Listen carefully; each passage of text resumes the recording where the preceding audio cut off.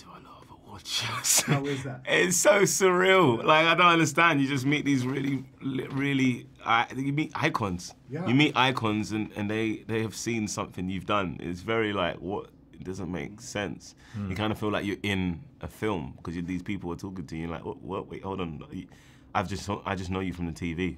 It's amazing, but it's a blessed experience to be doing it with a project that I believe in, and then coming to this, which is another project that I believe in too, and working with people like Winston. It's just a really special moment for me.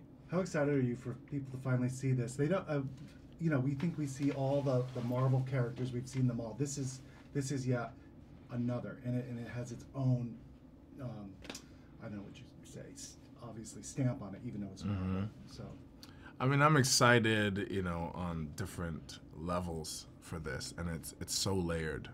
I'm excited for, first of all, children to be able to consume material like this and consume, you know, narratives like this at a young age, where it's pretty empowering. And though they may not always get all the elements that are at play and are at hand, it's still fantastic to see people like you who are doing really fantastical, fun, outrageous, beautiful things. Like, it's cool to be like, yeah, Chad looks like my uncle. You know, Winston looks like my dad. You know, Daniel. And also, it's just the fact that they're not going to see this as special. They're going to see this as normal. Yes. That's what's exciting. Yes. They're going to go forth in life and expect to see stories that that empowers them.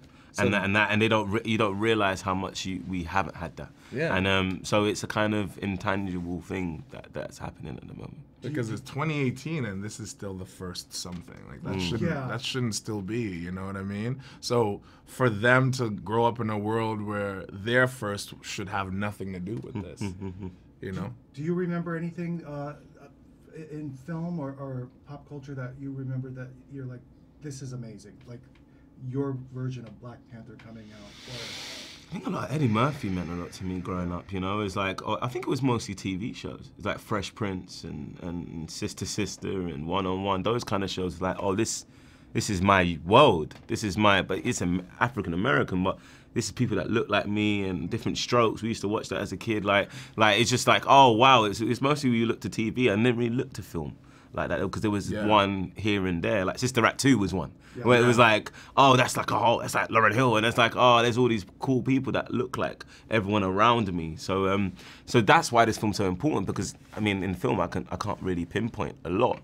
So I think it's our responsibility as a generation to challenge and develop that. I like how your imagination, or the filmmaker's imagination, brings us into this world that it would be kind of neat to think that could exist. You know, a secret kind of society that's so advanced and alien to the rest of the world, you know?